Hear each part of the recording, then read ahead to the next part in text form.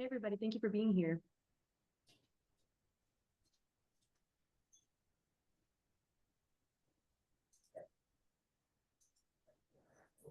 An unsurpassed, penetrating, and perfect Dharma is rarely met with, even in 100,000 million kalpas.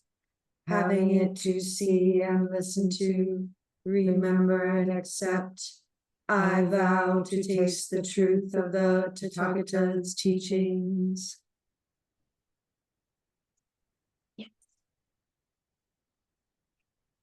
In Buddhism, when practitioners share their understandings of the teachings and practice, it is offered on the basis of dana paramita.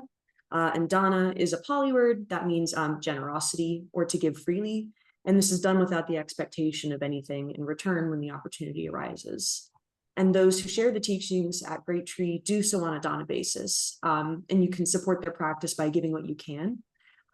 Our speaker today, Reverend Ejo, where would you like your dana to be sent? Oh, you're muted. Can't hear you. Buddha Eye Temple. Uh-oh. Okay. We'll put it into the chat. Yeah. I'm assuming there's a donate page on the website. Yeah, I can do that. Our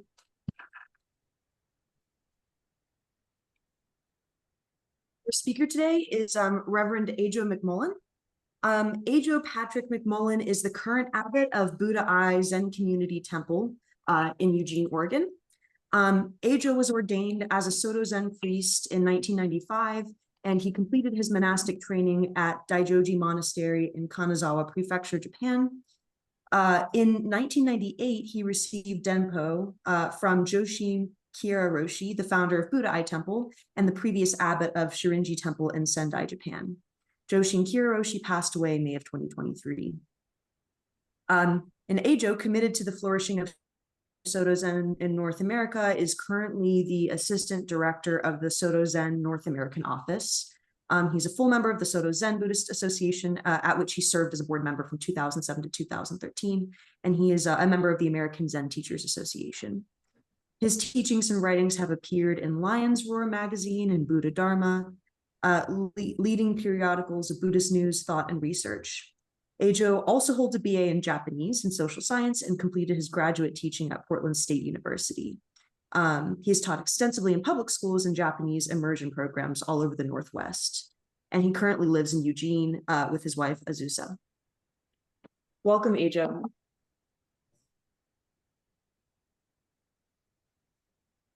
Thank you. Good morning. It's so delightful to be with you. Such an honor to be with you in this kind of wonky way that we can be this morning.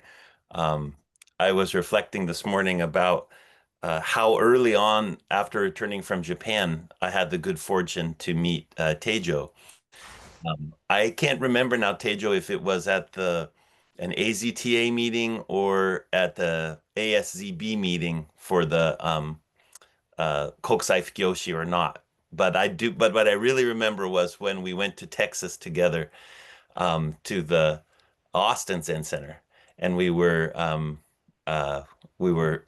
outside of town at a little place that I think was maybe run by Lama Shurya Das, but they were letting us use it for that weekend, and we had quite a hoot. I remember going swimming and all kinds of good fun things. So that was, I think, in the early 2000s, maybe like 2002 or 2003 or something like that. And we've been friends ever since. And I so appreciate your guidance. You know, I was a very young monk as I came back from Japan with some crazy ideas about what I wanted to do. And people like Tejo looking over my shoulder has been a great benefit to being able to stay on the path while I'm here.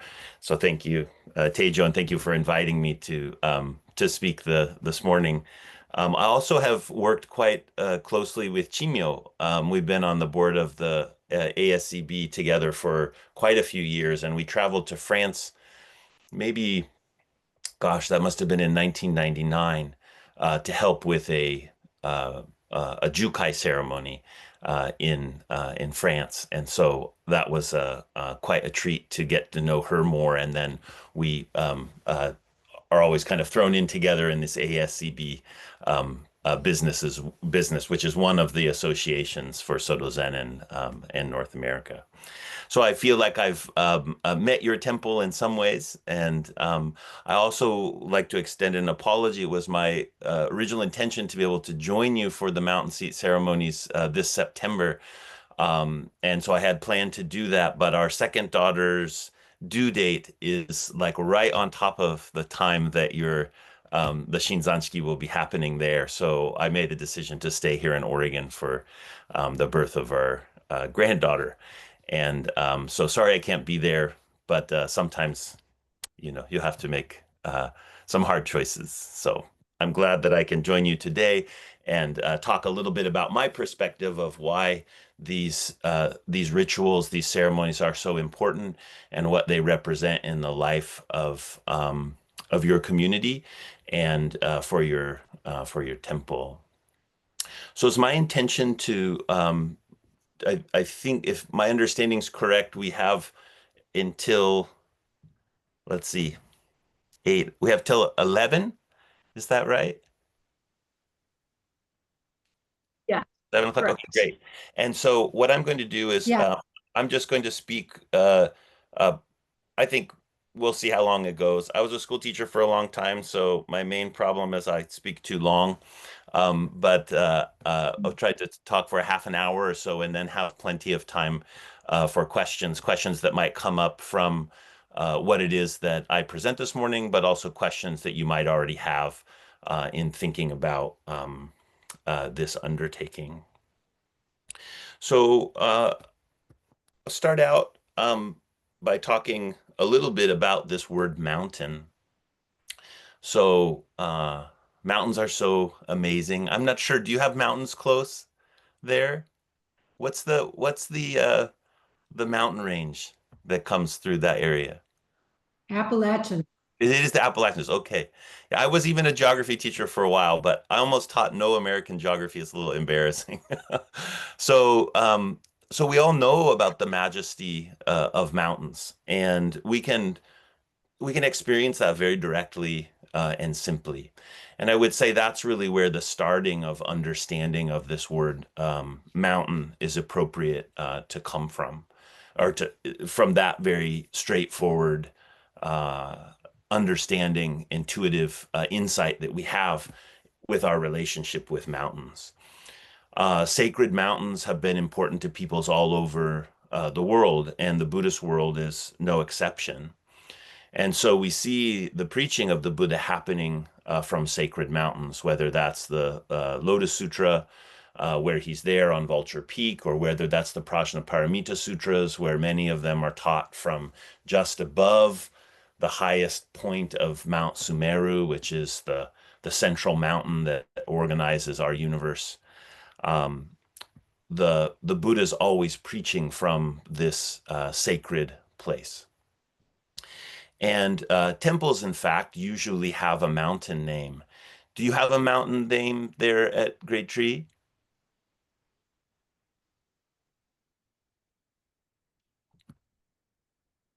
Does anyone know? I think, do you have a mountain name, Tejo?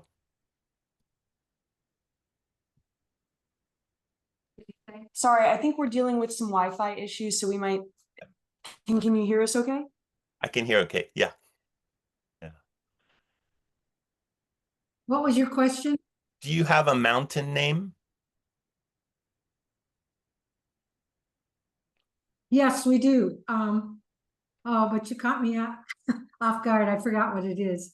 Okay, if you But we do remember, have a mountain name. chime in. Usually a temple will have a mountain name, and then they'll have their temple name. So for example, at Buddha Eye Temple, our temple name is Buddha Eye. Actually, it's correct Dharma Buddha Eye Temple.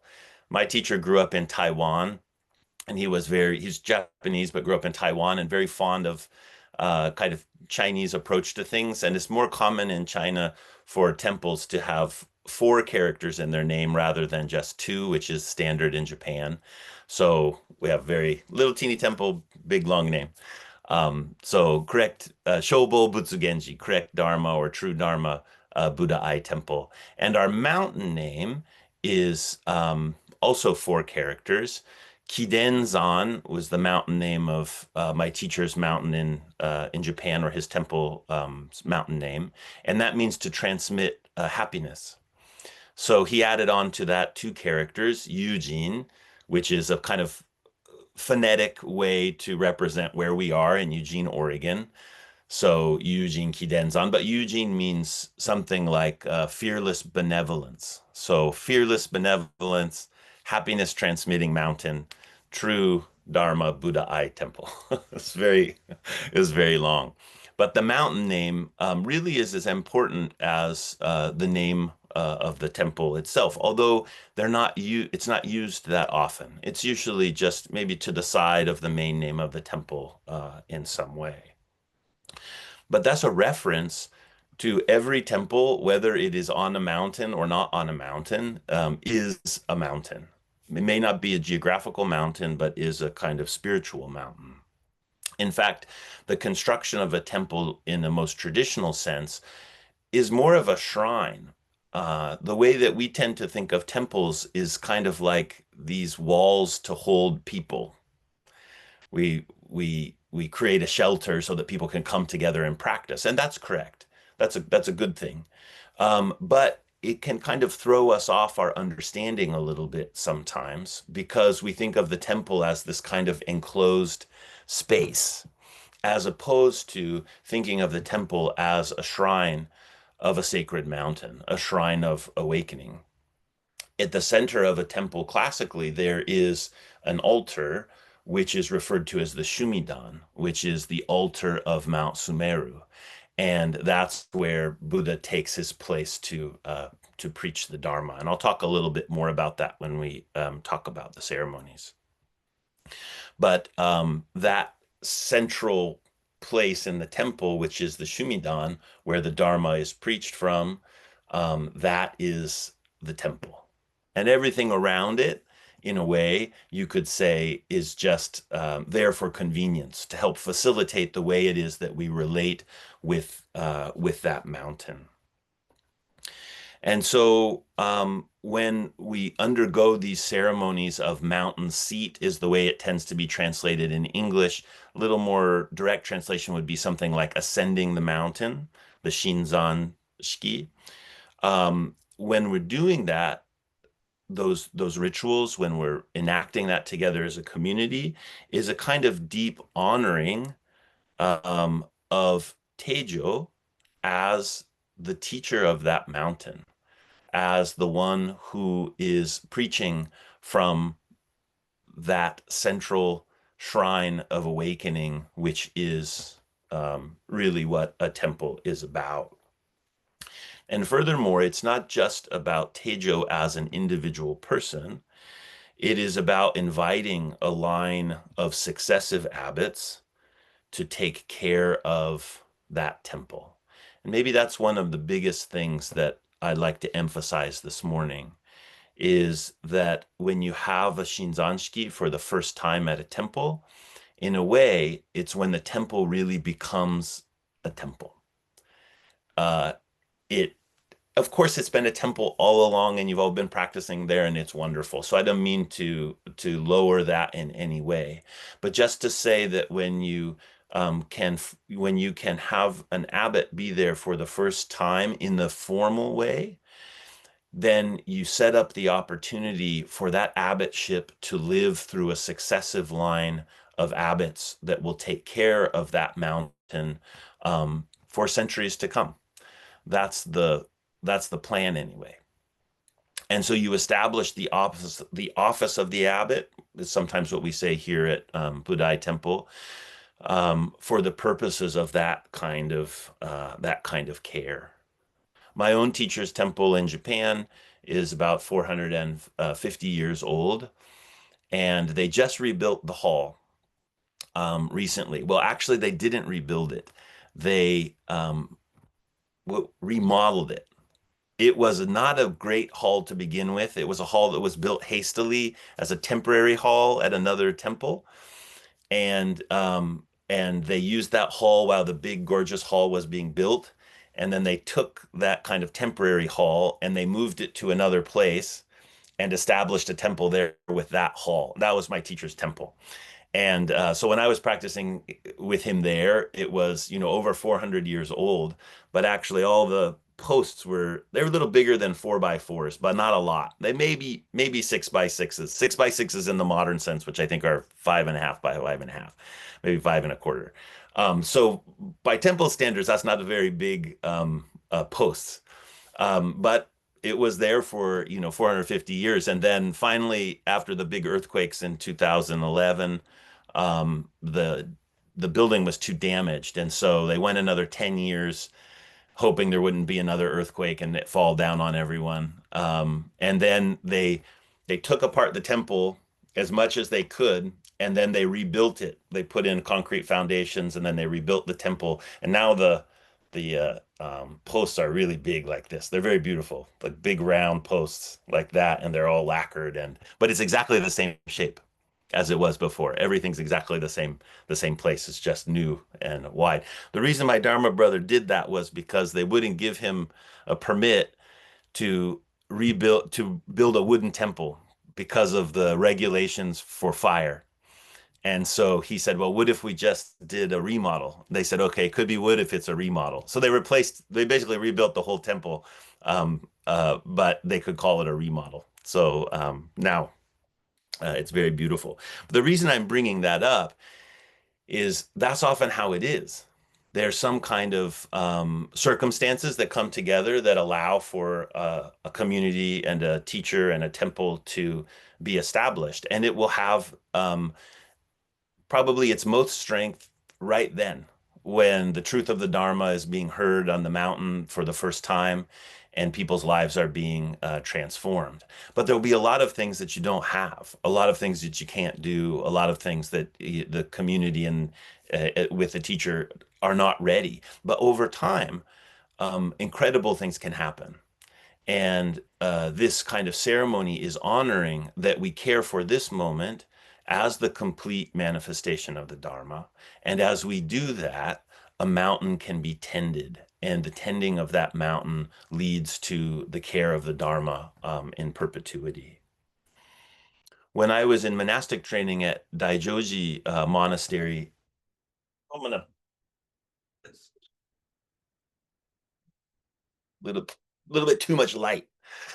When I was in the monastic training at Daijoji Monastery, which is on the Japan seaside of the main island of Japan, one time we had this bonsai exhibit, which came to the temple, and it was there for a week or so. It was very large. Daijoji is a very large temple, and so there was room for that, those kinds of exhibits and things. And these bonsai were just extraordinary. I wasn't able to research enough amidst the busyness of day-to-day training to get a sense of exactly what the exhibit was from, but it must have been from some kind of a very important group of bonsai masters of some kind.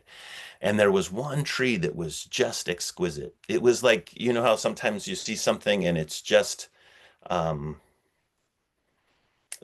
term that comes to mind is demonic, but I don't mean that in a kind of like flames of hell sort of a way. It's like there's some aliveness to the thing, which is beyond the physical quality. And it feels like it's just very fully alive. And there was all the trees were very beautiful in that way, but there was one that was particularly vibrant. I believe it was a maple tree, and it stood maybe a meter and a half high, and just perfectly kind of round, sculpted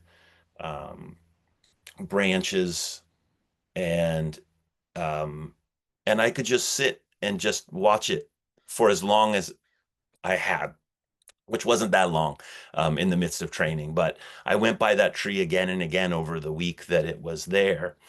And towards the end one day where I was admiring it and just kind of there in its presence, I noticed this little plaque, which I hadn't paid attention to earlier, which was sitting down at the base of the tree. And I looked at it and I was trying to read the characters, and I realized it was a list of names. And there was maybe 8 or 10 names on that list.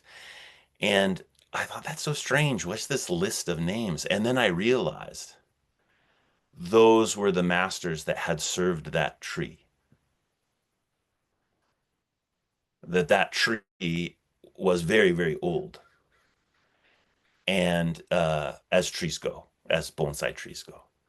And that it had been passed down from master to master, or from the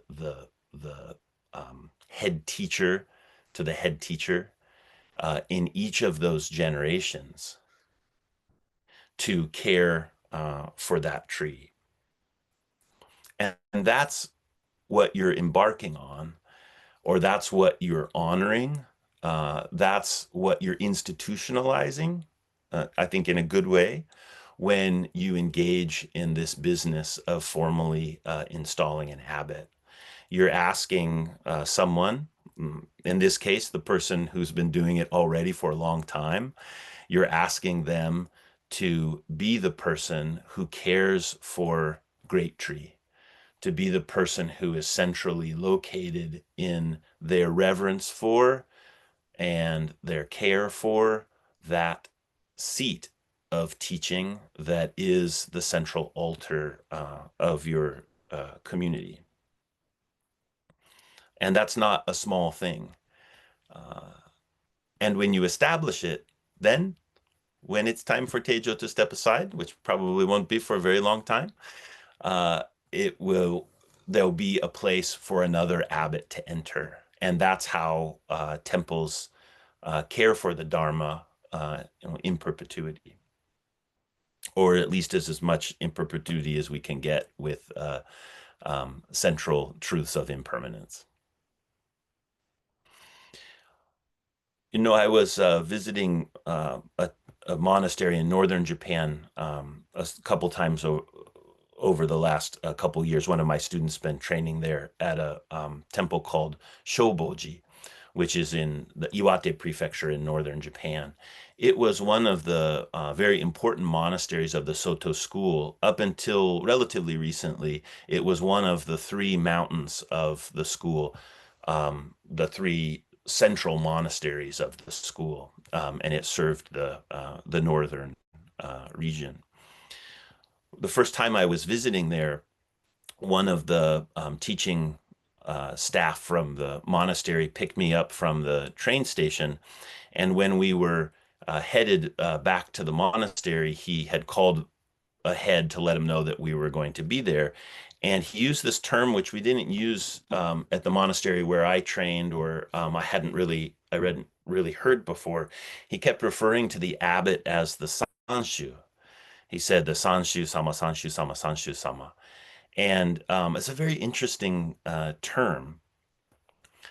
It means something like the Lord of the Mountain, or you could say kind of the what would you say? The kind of like, so this character also might be used for this like spiritual lord of a place.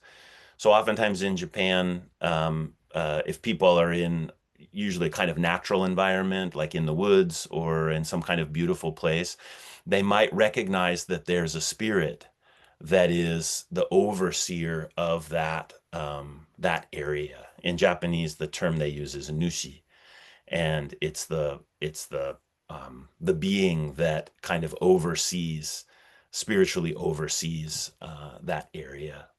If any of you had the chance to see the movie Totoro, the Miyazaki film, you should. If you don't mind animation too much, he's really kind of this very, very high level kind of expresser of a lot of kind of the Japanese spirit of things. Really great. His name's Miyazaki, but he made this film called Totoro. So I can see a few people nodding that you've seen it before. And there's this one scene where this family, they move to this house that's way out in the country, and there's this ancient, beautiful forests around it with this creature that lives there whose name is Totoro. But there's one point where the two girls are talking about this great tree, and they say something to the father about it, and he says, "Oh, that's right, we haven't made our proper greetings yet." And they all go over to this great tree, and then they stand there and they put their hands together and they make this kind of greeting to the tree. They're greeting the Nushi. They're greeting the kind of spiritual center of that particular place. And so the Sanshu Sama, in this case, he was using this term, Sanshu Sama, Sanshu Sama. He was using that term to refer to the abbot of this monastery, that he was this kind of Nushi, this caretaker of the mountain. And that really struck me. Now, Shoboji is really out in the mountains, and has a beautiful temple. And there's this geographically located sacred mountain there, which is very important. But regardless if that is there geographically or not, the spiritual center, the Nushi of the mountain, is important, and there needs to be somebody who knows about that, who dedicates their life to developing a deep intimacy with that spiritual center of place. A person who serves the mountain in the way that that bonsai plant was served by the successive important bonsai masters. I once visited a temple when I was on pilgrimage in another part of Japan called Shikoku. Some of you maybe have heard before about this pilgrimage around the island of Shikoku that was started by Kobo Daishi, the founder of the Shingon school in Japan. And there's 88 temples around this island, and people have walked that for millennia. So I had the good fortune to take part in that pilgrimage when I was in my early 20s. And when we were walking, we stopped at this one temple. It wasn't one of the formal temples for the pilgrimage, but there's a very interesting monk there. And he took us in for a couple days. We could really use the rest, so we just stayed there, and he fed us well, and we rested for a couple days and talked Dharma. And he told us, he said, "Oh, this mountain, I've come here to restore this mountain because the Nushi of the mountain," he called it a dragon, the dragon of the mountain, was no longer healthy. It was not circumambulating the mountain as it should be. And he told us the story. He said that, for a mountain to be spiritually healthy, there's always a dragon, or there's always this earth spirit. And that dragon is always circling the mountain, the spiritual mountain of the place.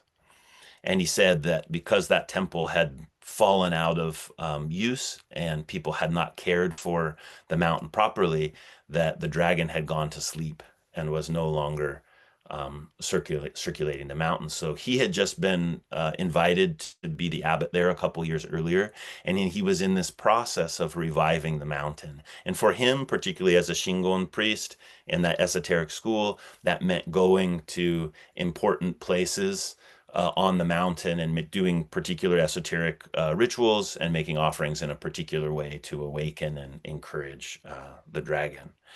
And while I'm not a Shingon priest, so I don't think about it quite in that same way, I always remember that image, that if our temples are to be vibrant, we have to care for that spirit of the place. We have to care for it. And it's not just a human thing.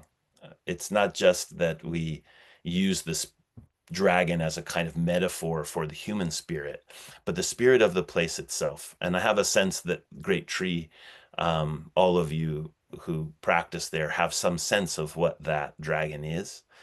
And so to invite a abbess is to, in this case, honor the work that Teijo has been doing up until now, but then to make that really a position within your community that will last in perpetuity. Who's going to listen? Who's going to listen for that dragon, and make sure that the whole community is practicing in a way to keep that dragon vibrant. The last thing I'd like to talk a little bit about is the term for abbot or abbess in Chinese.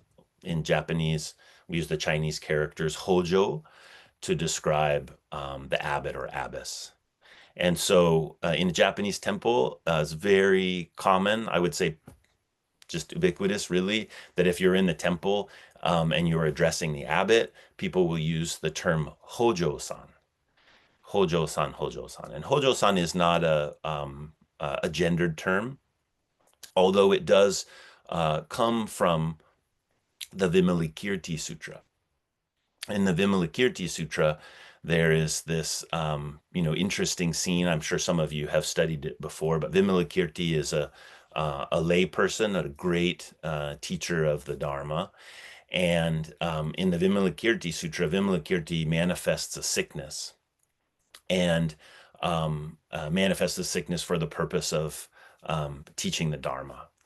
And so Shakyamuni Buddha goes through many of his disciples and telling them, oh, you should go and visit Vimalakirti. You should go and pay respects to him while he's sick, and hope for his health to be restored. And one after the other of the Buddha's disciples say, no, no, no, don't send me to visit Vimalakirti. And then they recount a story of when they came across Vimalakirti and they had some kind of Dharma interaction in which Vimalakirti bested them. Vimalakirti kind of points out their grasping and their misunderstanding of the significance of the Dharma. So he goes through all of these different students of the Buddha. It goes through all of these different students. They're all a little bit afraid of Vimalakirti, and so they don't want to go until he comes to Manjushri, who agrees to go and visit Vimalakirti. And so as Manjushri leaves and is headed towards the city where Vimalakirti lives, all the other people who didn't want to go, they're like, well, if Manjushri's going to go, we should go too. And so they all following Manjushri, and then the celestial beings, et cetera, see that Manjushri is going, and they all want to hear Vimalakirti's Dharma because he's this amazing Dharma teacher. And so they all decide to follow Manjushri to Vimalakirti's house. And so there's this massive expanse of an assembly which is coming. And it was said that Vimalakirti lived in this very small house, and so when he saw that Manjushri was coming, the sutra says that he transformed his house into emptiness, or he saw the essence of his house being emptiness, which is very symbolic kind of reference. The house oftentimes is referring to the person. He says that it's totally empty. And at that point, then the whole house was clear of all types of furnishings or any objects. And as the assembly came, they were all able to fit into Vimalakirti's house. So that's kind of the bare bones of the story. So in the 7th century in China, it was said that they sent a group of monks to India to try to find Vimalakirti's house. And they went to the location where it had been reported to be, and they did in fact find ruins there. And the ruins of the house they found were 10 feet by 10 feet. And so the characters Hojo means something like 10-foot square or 10 by 10. So when you're referring to the abbot of the temple, you refer to them by the house of Vimalakirti, which then became a standard place within a Zen temple. The Hojo no Ma, or the Hojo, is the Vimalakirti room, the 10 by 10 room, and it is both a reference to that place in the temple, but also is a reference for the abbot. The abbot is referred to as, or the abbess is referred to as Miss 10 by 10, right? Referring to Vimalakirti's room. I just love that. I think it's such a I don't know, kind of down home way to refer to the person. If you're in a big group of priests in Japan who have come from different places, many of which are abbots of their own place, you can't use the term, because if you say Hojo-san, everyone will turn their head, because they're all Mr. or Miss 10 by 10 at their own or their own temple. So people will call them by their temple names. But inside the temple, then that reference is only for one person. If we think, the reason that I think this story is so important is because it helps us understand what is the role of the abbot.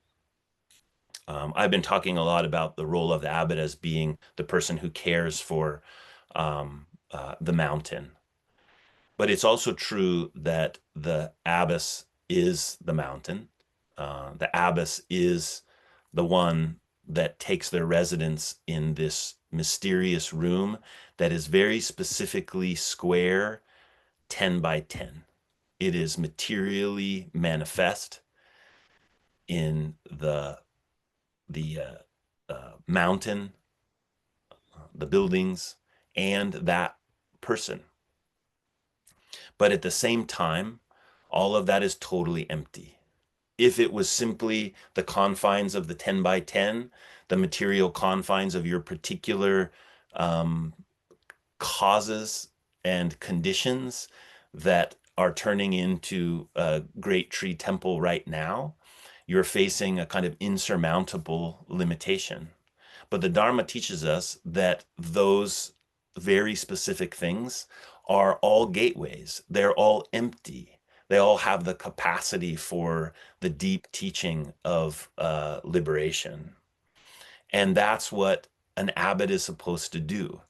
They take up the very defined, square, immediate causes and conditions of the life of that community, and they see that they are completely transparent, that they are empty. And because of that, those particular conditions make the room for a great assembly to be able to enter again and again and receive the teachings of the Dharma.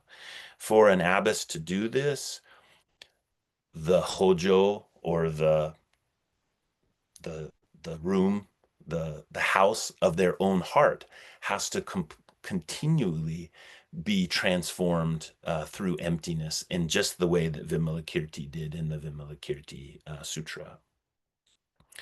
So you're asking this very intimate and difficult thing of your longtime teacher, which she has been doing for a long time, but you're asking her to do this in a way that is a kind of symbolic frame for the totality of what that teaching is at Great Tree, and for you then as a community to see that that will continue, and that you're throwing your community beyond itself by recognizing that the current living beings that are benefiting from that mountain are not even a little bit of all of the beings that will enter into Vimalakirti's room through the office of the abbot over time. So in the series of rituals, which you'll undertake in a little over a month, you'll have the opportunity to see somewhat of what I've been talking about today reflected in what's happening through those various ceremonies. You'll see the ceremonies where the abbess is making offerings to the earth spirit and reading a poem of expression of her deep relationship with that dragon that I was talking about earlier that's circling. You'll see her ascend the mountain and take her place there on the mountain as the vehicle of the Dharma. You'll see her make offerings and prostrations to the ancestors and um, to her teachers, and you'll see her meet the community with this kind of heart of that spans both the immediate facts of being and the total translucence of all things. And it's wonderful way to celebrate what has happened until now, and then to see that moving into the future. I guess maybe the last thing that I would say before making some times for questions is also in the Vimalakirti Sutra. After all of this is happening and all the people have entered into Vimalakirti's room, and he's teaching the Dharma through this conversation with Manjushri, Shariputra, he's like, I want a chair. There's not even a chair here for us to sit in. And Vimalakirti says to him, Shariputra, have you come here for the Dharma or have you come here for a chair? And then he kind of lays into him pretty hardcore about the necessity for a home leaver to completely drop all of their attachments to any of their own well-being. But I love that, and the reason I bring it up here is that's always how we show up. We are so Shariputra. Where's my chair? Where's my chair? And Vimalakirti says, what do you mean chair? What do you mean chair? We're here for the Dharma. And that kind of invitation is so precious in this world all the time. And I would say it's our job to figure out how it's precious in this particular time. Maybe that's all I have to say.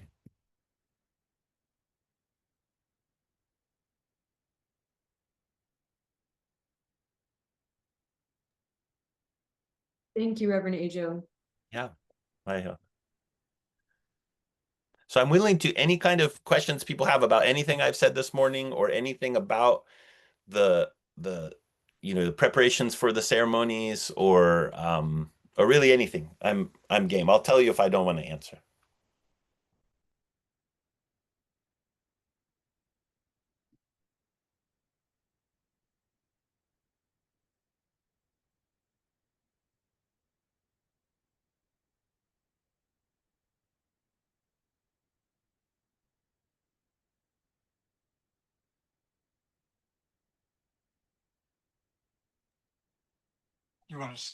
You want them to see you too? Yeah. Hi, Ejo. This is Joshin Kathleen from St. Louis. Hello, wonderful to see you. Nice to see you too. And Tejo. Yeah, this is wonderful. I really enjoyed the talk quite a bit.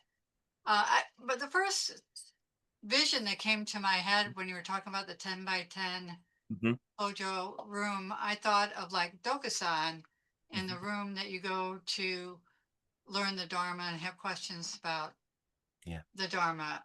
Is there any reference to that? Yeah, 100%. So, every temple is a little bit different, but if temples engage in Dokusan or Sanzen, it would be very typical for that to happen in the room of the abbot or the Hojo. So here at Buddha Eye, that's where I'm sitting right now. And it's not mine. This temple's Hojo is not 10 by 10. It's 8 by 12, because that's the size of plywood, is a 4 by 8. So it fit together that well. So this is where I always meet with people for those kinds of meetings. And it becomes really, of course, if we practice in a lineage or a temple that does practice Doksan, we learn that discipline and continual practice of returning to our teacher in that place. And so we learn what that's like to enter into the intimate space of the teacher's heart, which is there manifested as that room. And then as the abbot or as the abbess, there's another practice which the abbot or the abbess is undergoing continually to be able to receive people in the intimacy of that place. So I have found it very important to care for this particular room in a special way. And it took me a long time to learn that. At first, it was just like, oh, we just need a little room where we can meet. And then it was like, oh, wait a minute, that's not quite right. And in caring for that room in a kind of material sense has been very important. Thank you.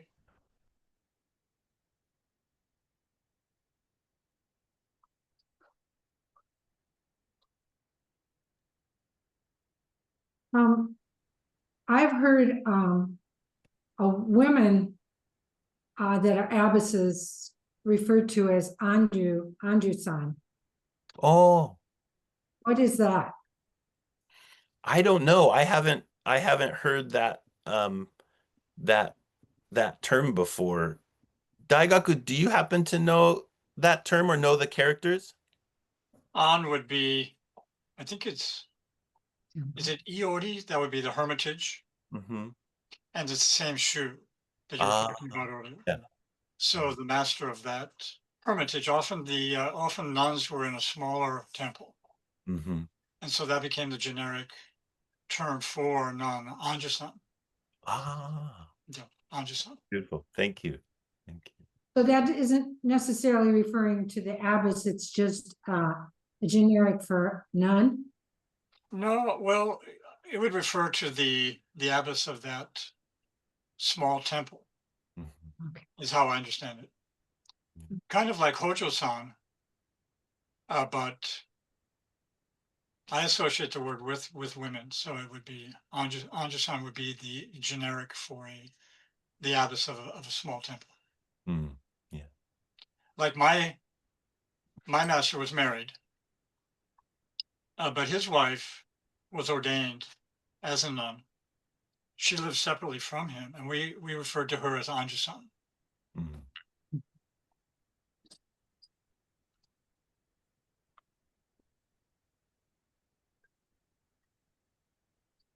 You know, I made the decision here, which was not an easy decision to make, that I asked the community to start referring to me using the term Hojo. And it was a little embarrassing to ask for that.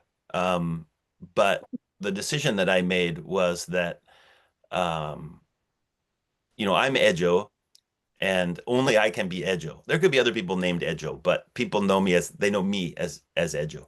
And I wanted them to start referring to me as the position, because I won't always be the abbot here. Someone else will be the abbot.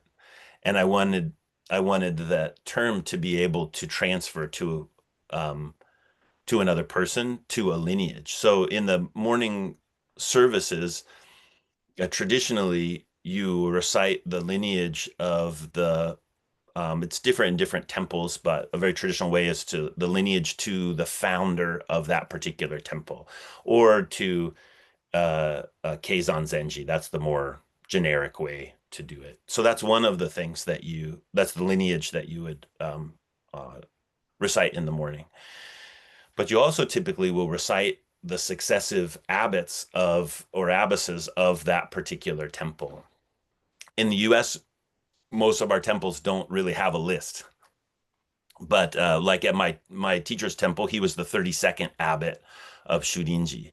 So during our morning service every day, we would recite those names as well. It's different than a lineage because those were not lineage relationships between those successive teachers necessarily. They could have been, but it was a kind of honoring of that line of the priests who had cared for that temple over, that 400 plus years.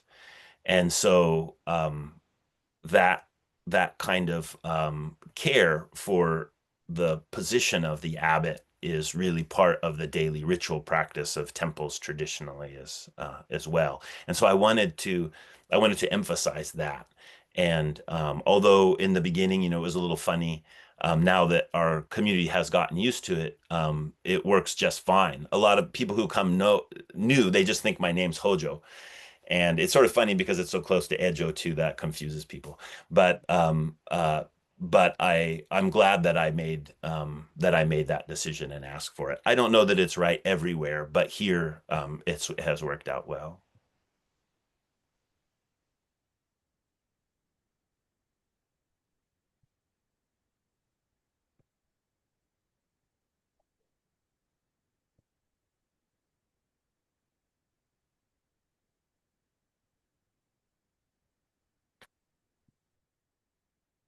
I want to mention that I watched Ejo's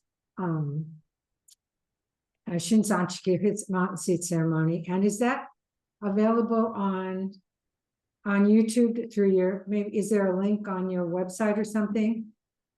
I don't think so. I'm not very good at technology, so I'm not sure exactly where it lives. But I think it's on I think we have a thing called Dropbox, and I think it's on there, and maybe we sent you a link to that We have a link. Dropbox or something like that. Yeah. Yeah, and I thought if it was available that people might, because it has a narration with it, Yeah. which will use pretty much the same narration, kind of explaining what's happening. But I Yeah. thought if anybody sort of wanted to get some idea of what was going on, you can probably get right to info@ if you want the link, and Quinn will send it. Yeah. I think it might be a nice way to sort of get an understanding beforehand. Sometimes you walk into the ceremonies and they're so foreign that Yeah. you know what's going on when it's happening. So it's nice to prepare a little bit. Right. One of the things to know going into it is that I use this term symbolic frame. And what I meant by that was traditionally when a person is installed as an abbot, they run a monastic practice period. And so you would have a number of monks that would gather at the temple, and you would hold an ongo. So you'd hold a full practice period with the monastic container. That really only happens now, generally speaking, at monasteries, where there is a kind of active monastic community of some minimum number of monks that are all training together. The more common thing is that you use the kind of symbol of the monastic practice period as a way to frame the practice of the temple as a whole. And so the all the ceremonies that you do are referencing to it being part of this monastic training period. And so there's a couple preliminary ceremonies that oftentimes the larger community doesn't attend. Sometimes they do, but oftentimes don't, where there's a shuso that's installed for the practice period. And then there's a formal tea in which all of the rules for the monastic period are read by the abbess to the community. And then there's a talk given by an advisor who's known as the Seido, who talks on the case that the Shuso will defend in their Dharma combat ceremony that's part of the package that usually more people are coming to. So those are all ceremonies that typically would be done in a monastic practice period, and they would happen at the beginning of the practice period. And then partway through, there would be these other things that happen. So that's one of the reasons the Dharma combat ceremony oftentimes goes together within this practice of doing the mountain seat ceremonies. It's the place where the new abbess is formally showing themselves as being the teacher of a monk that is now graduating from being a novice to being not a fully empowered priest, but kind of taking their own place as a priest. So the ascending the mountain rituals that happen are inviting inviting the new abbess into the temple and asking her to teach for that practice period. That's essentially what it is that you're doing. And then you have this Dharma combat ceremony, which is a kind of proof of the practice together. And so that's kind of the setting for it. You can So there's the Dharma, it's called Dharma combat for the Shuso, the head monk. And there's also, but before that, there's a question and answer with the teacher standing on the Shimidan, the mountain.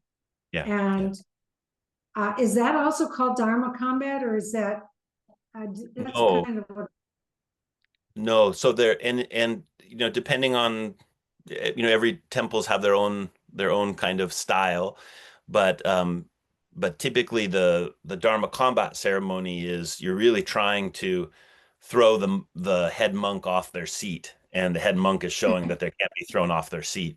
And when you're coming to the teacher they're standing on the Shimidan, you're really bringing your heart of practice forward in a kind of sincere question. So the temperament of the questioning and the answer is a little different. Many people don't know that in a more traditional environment, in the Dharma hall, there actually was no statue of a Buddha or anything on the Mount Sumeru altar. That's where the abbot or abbess would teach from. So when you read about the Dogen Zenji ascending the platform to teach in like the record of Eihei, he would have been teaching from on top of the altar. And now that's usually abbreviated. There's a Buddha there. Lots of temples don't have so many halls. It would have been more traditional to have a Buddha hall and then a Dharma hall. The Buddha hall is where the Buddha statues and things were, and the Dharma hall is where the Dharma was preached. And now they are kind of put together.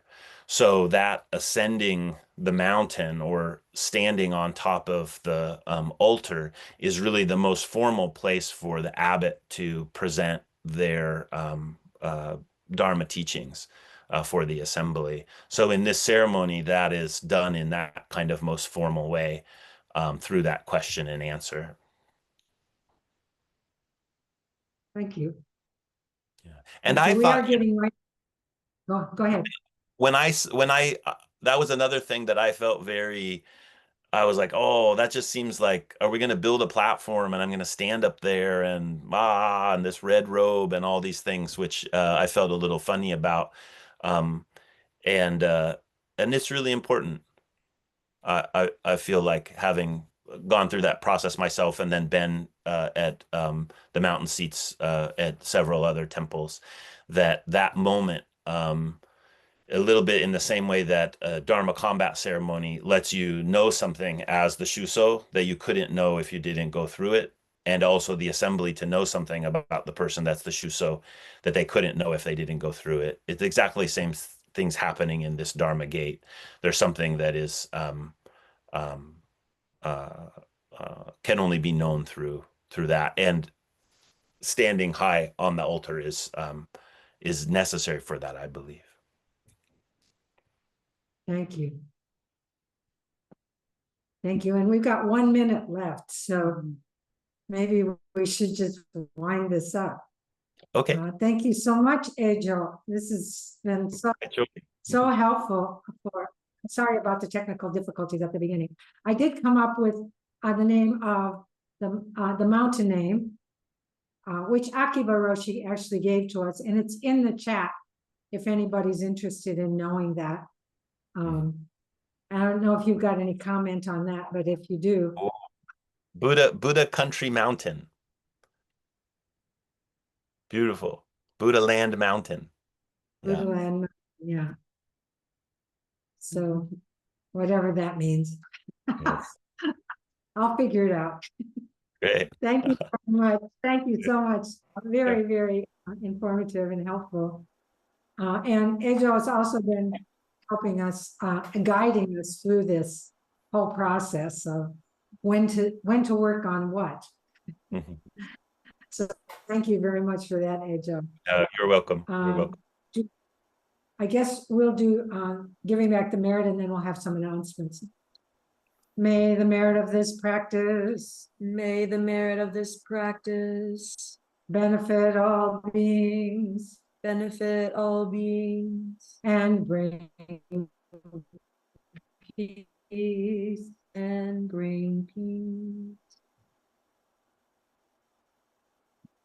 Okay, so tomorrow and most Sundays until the ceremony, All Sundays. all Sundays, yes. We're having additional work periods. So if you're local or semi-local and want to come in town to help us work, we'll be doing those on Sundays. So you can always email me at info@greattreetemple.org to volunteer for that.